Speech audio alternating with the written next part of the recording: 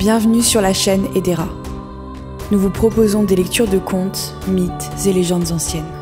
Je vais vous conter aujourd'hui la légende de la fosse à la Dame des Couves, inspirée du texte de Lonley Eugène de 1872, pour l'un de nos fervents auditeurs, lorsqu'il s'aventurait dans la forêt de son enfance. Alors éteignez les lumières, installez-vous confortablement et laissez-nous vous emporter dans cet univers.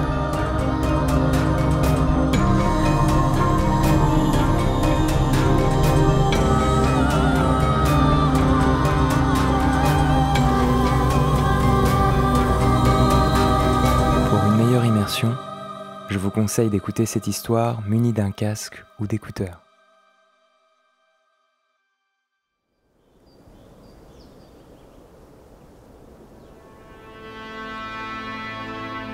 Sous le règne de Robert, duc de Normandie, à l'orée de la vaste et sombre forêt des Couves, qui s'étendait chaque année un peu plus, se dressait un château fortifié, entouré de douves et de 4 hautes tours de pierre.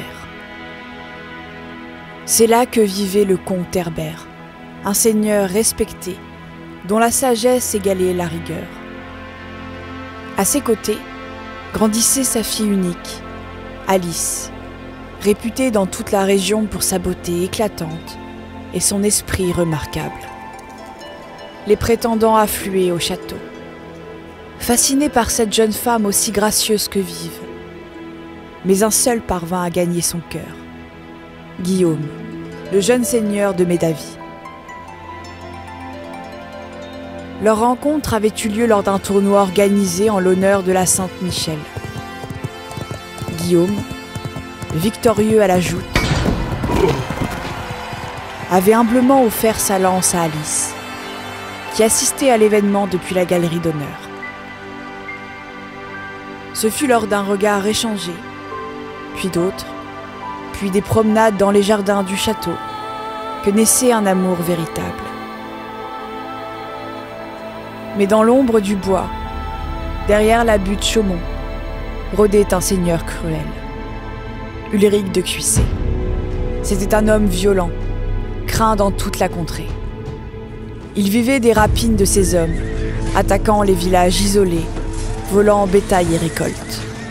Ces dernières exactions, dont l'incendie d'un monastère et le massacre de ses occupants, avaient fait de lui un être honni. Ce n'était pas un guerrier noble, mais un chef de brigands sans honneur.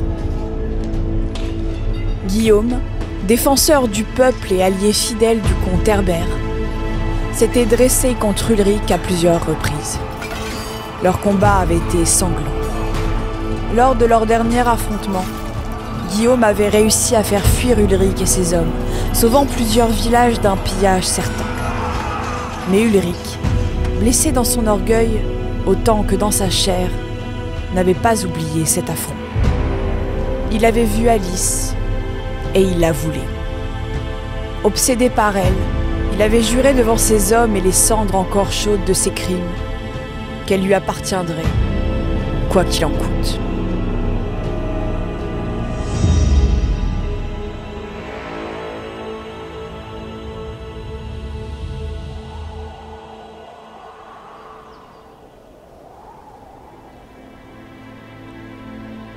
Le comte Herbert, confiant et heureux de l'union naissante entre sa fille et Guillaume, leur avait promis son consentement. Alice, rayonnante, avait accepté cette promesse avec un bonheur sincère. Le mariage fut fixé au 21 juin, jour du solstice d'été. Le ciel était dégagé, l'air tiède et doux. Les villageois se rassemblaient, les cloches sonnaient à toute volée, et les bannières flottaient au vent. Alice, vêtue d'une robe blanche brodée d'argent, s'avançait au bras de son père dans la chapelle du château, souriante et les yeux brillants d'émotion. Mais alors qu'elle arrivait près de l'autel, un bruit de sabots retentit au loin. Bientôt, des cris, puis le fracas du pont-levis qui s'abaissait précipitamment. Une troupe armée surgit dans la cour. En tête, Ulric, en armure sombre et le regard fou. Il fit irruption dans la chapelle. Guillaume se précipita pour protéger Alice. Mais Ulrich se jeta sur lui, une dague à la main. Les deux hommes s'affrontèrent quelques instants. Guillaume parvint à désarmer son adversaire un instant.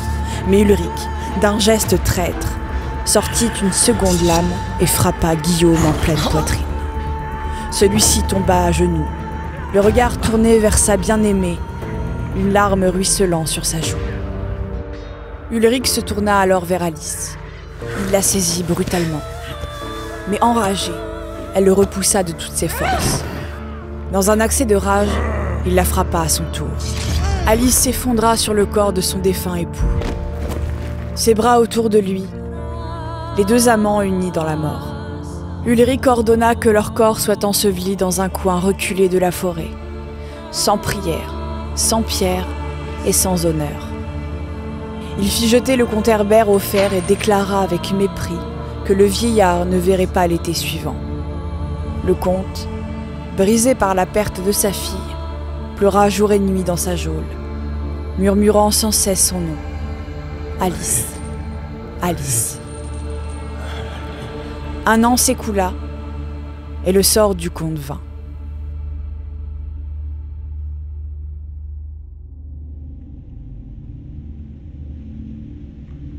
Par une nuit glaciale et sans lune, Ulrich et ses hommes s'enfonçaient dans la forêt pour une nouvelle expédition de pillage. Soudain, au creux d'une clairière, une flamme s'éleva d'une fosse, grandissant, prenant forme. C'était une femme, toute vêtue de blanc. Elle ne touchait pas le sol. Elle s'avança lentement vers Ulrich, le fixant de ses yeux vides. Ulrich recula, appelant ses hommes. Et là, venez par là. Le spectre restait immobile. C'est quoi ça? Ils tentèrent de l'atteindre, mais leurs armes traversaient l'air, sans effet. La dame blanche se reflétait dans leurs boucliers, insaisissable, silencieuse. Quelle est cette sorcellerie? Puis elle parla. « Me reconnais-tu, Ulrich? Ton âme est perdue. Je suis Alice. Je viendrai te hanter. Chaque jour, chaque nuit, chaque année. J'aurais pu te pardonner ma mort, mais pas celle de mon père, ni celle de Guillaume, que j'aimais. Tu es maudit. » Ulrich, bouleversé, rentra au château, le visage pâle. Cette nuit-là, des nuées de chauves-souris tourbillonnèrent au sommet des tours, formant un cercle noir et lugubre. Le lendemain, à l'aube, on le trouva sans vie dans sa chambre, son visage figé par la terreur. Sur un parchemin, écrit avec son propre sang, on pouvait lire « Ulrich n'est plus, priez pour lui ». On dit que certains soirs, dans les allées du bois ou sur ces routes mal éclairées, on peut voir surgir une dame en blanc. Il faut n'avoir rien à se reprocher ou vite faire pénitence auprès de ceux que l'on a blessés pour échapper à sa soif de vengeance et de justice.